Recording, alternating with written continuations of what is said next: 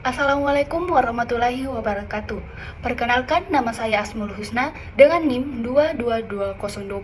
222203861206050. Prodi Perbankan Syariah kelas B, Fakultas Ekonomi dan Bisnis Islam, Institut Agama Islam Negeri Parepare.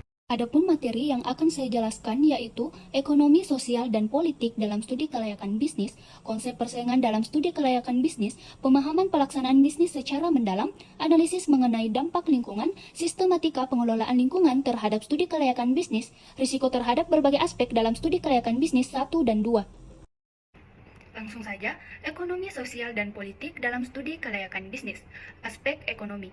Aspek ekonomi merujuk pada berbagai elemen yang terkait dengan keuangan dan kinerja ekonomi dalam suatu konteks tertentu. Dalam konteks studi kelayakan bisnis, aspek ekonomi mencakup analisis biaya, proyeksi pendapatan, pengembalian investasi, serta pertimbangan faktor-faktor makroekonomi yang memengaruhi keseluruhan bisnis. Pengertian aspek ekonomi melibatkan pemahaman menyeluruh tentang implikasi keuangan dan ekonomi suatu keputusan atau rencana. Sedangkan aspek sosial mencakup berbagai elemen yang terkait dengan interaksi dan pengaruh manusia dalam suatu konteks masyarakat.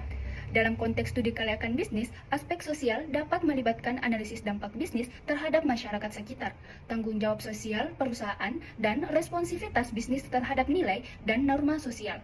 Pengertian aspek sosial juga mencakup pertimbangan terhadap keberlanjutan, keadilan sosial, dan dampak positif yang dapat dihasilkan oleh suatu bisnis terhadap komunitasnya. Selanjutnya, aspek politik. Aspek politik mencakup segala hal yang terkait dengan kebijakan, pemerintahan, dan kekuasaan politik dalam suatu lingkungan atau negara. Dalam konteks studi kelayakan bisnis, aspek politik melibatkan analisis faktor-faktor politik yang dapat memengaruhi operasi bisnis. Pemahaman mendalam terhadap aspek politik membantu bisnis dalam mengidentifikasi risiko politik dan menyesuaikan strategi mereka sesuai dengan dinamika politik yang mungkin mempengaruhi operasional mereka. Konsep persaingan dalam studi kelayakan bisnis, ancaman masuk pendatang, merujuk pada potensi risiko yang muncul ketika perusahaan-perusahaan baru atau pesaing baru memasuki pasar yang sudah ada. Hal ini dapat menciptakan persaingan lebih intensif dan mempengaruhi perusahaan yang sudah ada dalam industri tersebut. Ancaman ini bisa timbul karena beberapa alasan seperti modal rendah, teknologi baru, regulasi yang longgar, brand dan loyalitas pelanggan yang rendah, kapasitas produksi yang cukup. Untuk menghadapi ancaman ini, perusahaan yang sudah ada perlu mengembangkan strategi yang dapat mempertahankan keunggulan kompetitif mereka, seperti meningkatkan inovasi, membangun merek yang kuat, atau memperkuat hubungan dengan pelanggan. Persaingan sesama perusahaan dalam industri merujuk pada dinamika persaingan antara perusahaan-perusahaan yang beroperasi di sektor atau industri yang sama, mencakup kompetisi untuk mendapatkan pangsa pasar, pelanggan, sumber daya, dan keunggulan kompetitif di antara pesaing sejenis. Perusahaan dihadapkan pada tugas untuk memahami pasar, tren industri, dan strategi pesaing untuk tetap relevan dan berdaya saing. Strategi yang efektif memerlukan pemahaman yang mendalam tentang kebutuhan pelanggan, kekuatan dan kelemahan pesaing, serta tren pasar. Ancaman dari produk pengganti merujuk pada risiko yang dihadapi suatu industri atau perusahaan karena adanya produk atau layanan alternatif yang dapat memenuhi kebutuhan pelanggan dengan cara yang serupa atau bahkan lebih baik. Produk pengganti dapat membatasi potensi pasar dan mengurangi pangsa pasar perusahaan yang sudah ada. Untuk mengatasi ancaman dari produk pengganti, perusahaan perlu fokus pada inovasi, diferensiasi produk, membangun loyalitas pelanggan, dan beradaptasi dengan perubahan tren pasar. Memahami motivasi pelanggan dan keunggulan produk perusahaan dibandingkan dengan produk pengganti dapat membantu mengembangkan strategi yang efektif. Tawar-menawar pembeli merujuk pada proses negosiasi antara pembeli dan penjual untuk mencapai kesepakatan harga atau kondisi pembelian. Dalam konteks ini, pembeli berusaha mendapatkan harga atau syarat pembelian yang lebih baik, sementara penjual berusaha untuk mempertahankan atau meningkatkan keuntungan mereka. Tawar-menawar adalah bagian yang umum terjadi dalam proses bisnis, dan keterampilan negosiasi yang baik dapat membantu kedua belah pihak mencapai kesepakatan yang saling menguntungkan. Tawar-menawar pemasok merujuk pada proses negosiasi di antara pemasok dan pembeli untuk mencapai kesepakatan yang memenuhi kebutuhan kedua belah pihak. Dalam konteks ini, pemasok berusaha mempertahankan atau meningkatkan harga serta kondisi pembelian mereka, sementara pembeli berusaha mendapatkan nilai yang lebih baik atau syarat pembelian yang lebih menguntungkan. Tawar-menawar pemasok adalah suatu aspek penting dalam manajemen rantai pasokan dan bisnis secara keseluruhan. Negosiasi yang efektif dapat membantu menciptakan kesepakatan yang saling menguntungkan dan meningkatkan kinerja bisnis kedua belah pihak. Pengaruh stakeholder merujuk pada dampak dan kontribusi dari pihak-pihak terkait selain pemegang saham atau stakeholder, utama dalam suatu proyek, perusahaan, atau inisiatif bisnis. Stakeholder lainnya dapat mencakup berbagai pihak yang memiliki kepentingan atau keterlibatan dalam aktivitas atau keputusan tertentu. Pentingnya memahami dan mengelola pengaruh stakeholder lainnya adalah untuk memastikan keberlanjutan bisnis dan menciptakan nilai jangka panjang bagi semua pihak yang terlibat. Pemahaman ini membantu perusahaan mengambil keputusan yang seimbang dan membangun hubungan yang positif dengan seluruh stakeholder. Pemahaman pelaksanaan bisnis secara mendalam. 1. Pelaku bisnis merujuk pada individu atau kegiatan ekonomi yang bertujuan untuk mencari laba. Pelaku bisnis dapat mencakup berbagai pihak yang berkontribusi pada siklus bisnis dan ekonomi. Beberapa pelaku bisnis umum melibatkan perusahaan, wirausahaan, pemilik bisnis kecil, investor, karyawan, pemasok, konsumen, dan pemerintah. Semua pelaku bisnis ini berinteraksi dalam ekosistem bisnis yang kompleks, saling mempengaruhi dan membentuk dinamika ekonomi suatu negara atau wilayah. 2. Siapa pelaku bisnis?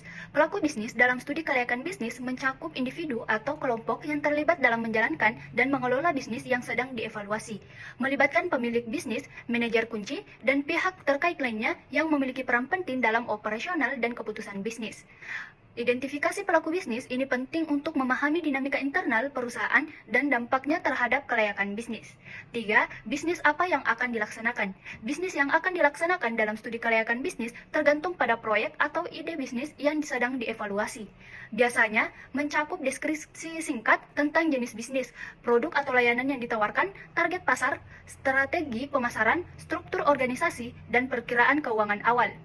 Studi kelayakan bisnis secara menyeluruh mencakup aspek-aspek untuk menentukan apakah bisnis tersebut layak dan memiliki potensi keberhasilan di pasar. 4. Di mana bisnis akan dilaksanakan? Lokasi bisnis harus dipilih dengan cermat dan mempertimbangkan berbagai faktor, seperti aksesibilitas, potensi pasar, infrastruktur, dan biaya, serta kebijakan dan peraturan setempat, yang memastikan lokasi mendukung operasional dan pertumbuhan bisnis secara berkelanjutan. Selanjutnya, analisis mengenai dampak lingkungan. Analisis mengenai dampak lingkungan atau AMDAL adalah suatu proses evaluasi dampak yang umumnya dilakukan sebelum pelaksanaan proyek atau kegiatan yang berpotensi memberikan dampak signifikan terhadap lingkungan. Mengapa AMDAL? Analisis mengenai dampak lingkungan atau AMDAL penting dilakukan untuk mengidentifikasi, mengevaluasi, dan mengelola dampak-dampak yang mungkin timbul akibat pelaksanaan suatu proyek atau kegiatan terhadap lingkungan. Kegunaan AMDAL. AMDAL memiliki beberapa kegunaan yang penting dalam konteks pengembangan proyek atau kegiatan. Berikut adalah beberapa manfaat atau kegunaan AMDAL, seperti identifikasi dampak lingkungan, pencegahan atau pengurangan dampak negatif, pemilihan lokasi proyek yang tepat, penyusunan alternatif pemecahan, keterlibatan publik, peningkatan kualitas hidup masyarakat, kepatuhan hukum, manajemen risiko lingkungan, pemantauan, dan evaluasi berkelanjutan. AMDAL berperan penting dalam mempromosikan pengembangan berkelanjutan dan bertanggung jawab, serta melindungi keberlanjutan ekosistem dan lingkungan hidup. Komponen AMDAL. Komponen AMDAL meliputi deskripsi proyek, analisis dampak lingkungan, rencana pengelolaan lingkungan, rencana pemantauan lingkungan, dan rencana tindakan darurat.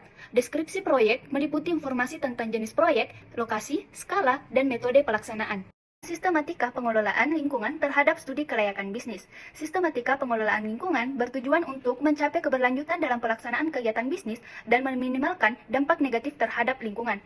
Pendekatan ini melibatkan perencanaan yang cermat, pelaksanaan yang teliti, dan pemantauan yang berkelanjutan untuk memastikan konservasi dan perlindungan lingkungan. Isi laporan AMDAL ialah laporan yang dibuat sebagai hasil dari proses analisis dampak lingkungan dari suatu proyek atau kegiatan.